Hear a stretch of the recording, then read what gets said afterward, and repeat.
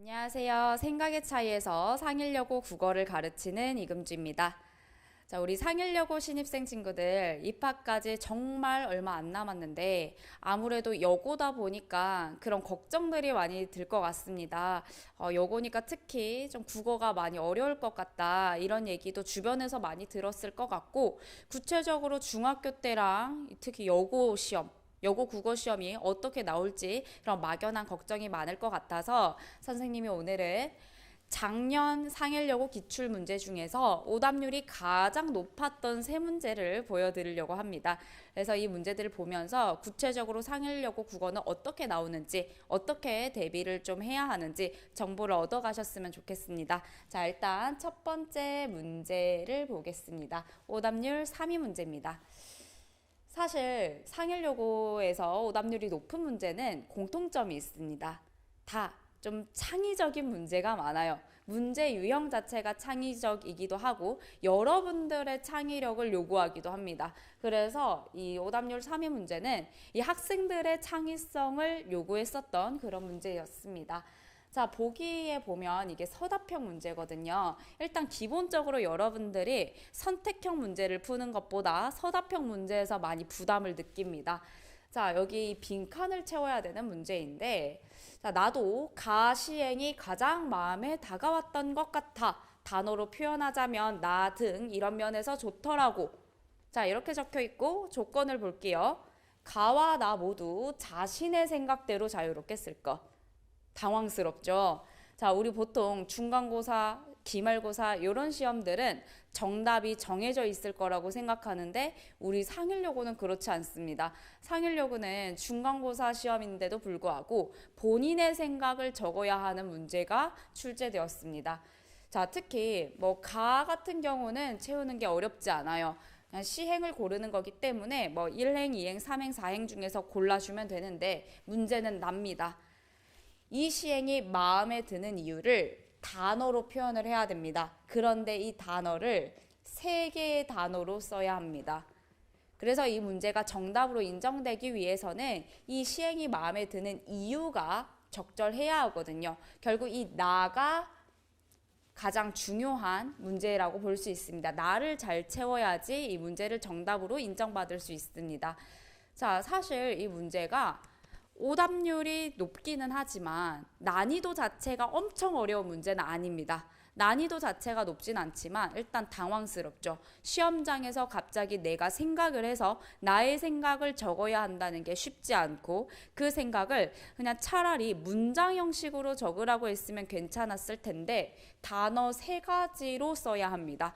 그러다 보니까 이 시간 압박에 쫓기면서 어떻게 단어로 표현을 해야 될까 고민을 하다 보니까 이걸 결국 세 가지로 표현하지 못하고 이걸 제대로 풀지 못한 학생들이 좀 많았습니다. 그래서 오답률 3위 문제였고요. 다음으로 오답률 2위 문제입니다. 자, 이게 상일여고의 좀 대표적인 유형이라고 할 수 있는데요. 보기는 가 작가의 강연 내용 중 일부입니다. 상일여고는 특이하게 문학작품을 배우면 그 작품을 지은 작가의 인터뷰, 작가의 강연, 그리고 작가가 쓴 다른 책, 이런 것들을 많이 가져옵니다. 그래서 이것도 보면 지금 이 시인이 실제로 강연했던 내용들을 가져온 거거든요. 근데 문제는 이런 문제가 어려운 이유가 이 작가가 작품에 대해서 직접 서평을 쓴 게 아니라 작가가 평상시에 다른 강연을 했다거나 다른 인터뷰를 했을 때 내용을 가져오기 때문에 작품과 100% 관련이 있는 게 아닙니다. 자, 그래서 답을 고르기가 쉽지 않아요. 그래서 이 문제를 잘 풀기 위해서는 이 강연에서 뽑아낼 수 있는 내용, 이 강연과 작품에서 최대한 연결될 수 있는 부분을 좀 뽑아낼 수 있어야 됩니다. 네, 그래서 이 선택지를 좀 고르기 어렵고요. 자, 이것도 이제 상일여고만의 특색이 드러나는 창의적인 문제라고 할 수 있죠. 이런 문제도 난이도 자체가 굉장히 높거나 그러진 않지만 평상시에 이 작가에 대한 정보를 어느 정도 알고 있어야 됩니다. 작가가 어떤 가치관을 가지고 있고 작가가 어떤 계기로 이 작품을 지었고 이런 작가에 대한 기본적인 배경을 가지고 있어야 이 강연의 내용과 작품의 내용의 연결점을 뽑아낼 수 있습니다. 그래서 선생님은 특히 상일여고 문학 작품을 설명을 해줄 때는 그 작품에 대한 설명뿐만 아니라 그 작가가 어떻게 해서 이 작품을 짓게 되었는지, 작가가 어떤 삶을 살아왔는지, 작가에 대한 설명도 굉장히 깊이 있게 해주는 편이거든요.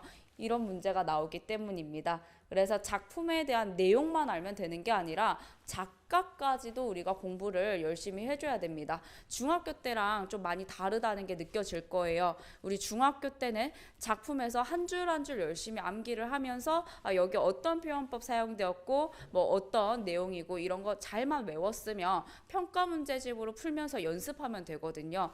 그런데 사실 뭐 고등학교 때도 자습서나 평가 문제집 이런 것들이 있지만 자습서나 평가 문제집에는 이런 문제가 전혀 나오지 않습니다. 이런 창의적인 문제가 나오지 않기 때문에 여러분들이 이런 문제는 많이 연습해보기 어렵다는 단점이 있습니다.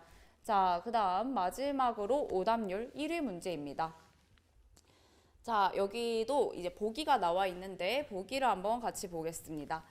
자, 확증 편향에 대한 이야기를 해보려고 해요. 확증 편향은 생각이나 신념을 확인하려고 하는 인지적인 편향의 경향성인데 사람은 보고 싶은 것만 본다가 이에 해당됩니다. 자, 여기까지 읽어보도록 하겠습니다. 상일여고의 또 특성이 뭐냐? 문학 작품에 나오는 그 인물들의 특성을 이런 뭐 심리적인 이론들 또는 뭐 과학적인 법칙들 이런 것들을 좀 끌고 와서 설명을 하려는 경향이 있습니다. 그러니까 단순히 작품에 있는 내용만 이해해서 되는 게 아니라 이 작품 속에 나온 인물이 왜 이런 행동을 하는지 이걸 심리적으로 설명하려고 하는 문제예요. 자, 이런 문제는 학교에서 수업 시간 때 어느 정도 힌트를 주시긴 합니다.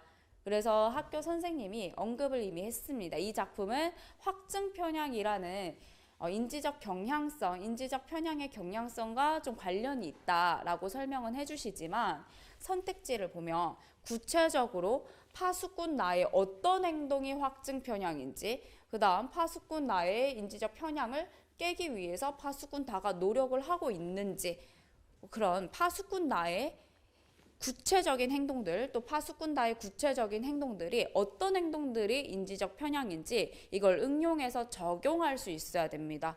그런데 우리가 국어 시간이기 때문에 이런 확증 편향에 대해서 잘 모르는 친구들이 굉장히 많습니다. 우리 과목이 심리 과목이 아니니까 당연히 모르는 친구들이 많을 텐데, 그래서 이 보기만을 보고 이 작품 속에 나왔던 인물들의 행동 중에 어떤 것들이 인지적 편향인지 이런 걸 판단하기가 어려워하는 경우들이 많았습니다. 그래서 이제 쌤 같은 경우에는 이런 오답률 1, 2, 3위 문제를 봤을 때 어떤 식으로 대비를 해주냐면 많이 연습을 시켜보는데요. 3위 같은 문제에서도 이건 난이도가 높지 않기 때문에 사실 여러분들이 이런 문제가 나올 수 있다라는 거를 미리 좀 알아두시고 또 학원에서 몇 번 연습을 해보면 시험장에 나왔을 때 많이 당황하지 않고 역시나 나왔구나, 내 생각 적는 게 또 나왔구나 이렇게 예상을 하고 좀 적어내 주시면 됩니다. 그래서 이런 문제는 몇 번만 연습해보면 크게 어렵지 않게 풀 수 있고요. 대신 2위나 1위 문제는 여러분들 스스로가 대비하기는 조금 어려운 문제입니다. 왜냐하면 이거는 다른 학교에서는 나오지 않는 상일여고만의 특이한 문제이기 때문에 자습서나 평가 문제집에서도 이런 유형은 절대 찾아볼 수가 없고요. 이런 비슷한 유형을 연습을 하려면 결국 누군가가 직접 제작을 해야 됩니다. 상일여고 스타일과 비슷하게. 그래서 선생님은 직접 최대한 상일여고 스타일과 비슷하게 이런 문제들을 제작을 해서 실제로 어떤 작품을 배운다, 그럼 그 작품을 지은 작가의 인터뷰나 강연을 쌤도 다 찾아봅니다. 그래서 강연을 찾아서 여러분들이 비슷한 문제를 풀어볼 수 있도록 연습을 시키고요. 그 다음 오답률 1위 문제에서 나왔듯이 이런 거는 학교에서 일단은 힌트를 던져주기 때문에 쌤이 확증 편향에 대한 조금 더 자세한 설명을 여러분들한테 한번 해주고 구체적으로 작품에 나온 인물들이 어떤 행동이 인지적 편향, 확증 편향에 해당되는 행동인지도 구체적으로 설명해주고 비슷한 문제를 연습시켜줍니다. 특히 아직도 기억나는 게 이게 작년 2학기 기말고사 문제였는데 쌤이 기말고사 하루 전날에 하는 직전 보충 시간대에 거의 비슷한 문제를 내서 아이들이 확증 편향 문제는 어렵지 않게 풀고 넘어갔다. 이 문제 오답률 1위 문제였지만 어렵지 않게 풀었다라는 친구들이 많더라고요. 그래서 상일여고 스타일이 좀 보이시나요, 여러분들? 상일여고는 이렇게 단순 암기로만 풀 수 있는 문제가 아니라 다양한 자료들을 활용한다는 점이 상일여고의 스타일입니다. 그래서 뭐 이런 심리적 이론을 끌고 오기도 하고 또 작가의 인터뷰나 강연도 끌고 오기도 한다는 점. 그래서 오늘 오답률 세 문제를 보고 좀 더 걱정이 많아졌을 수도 있는데요.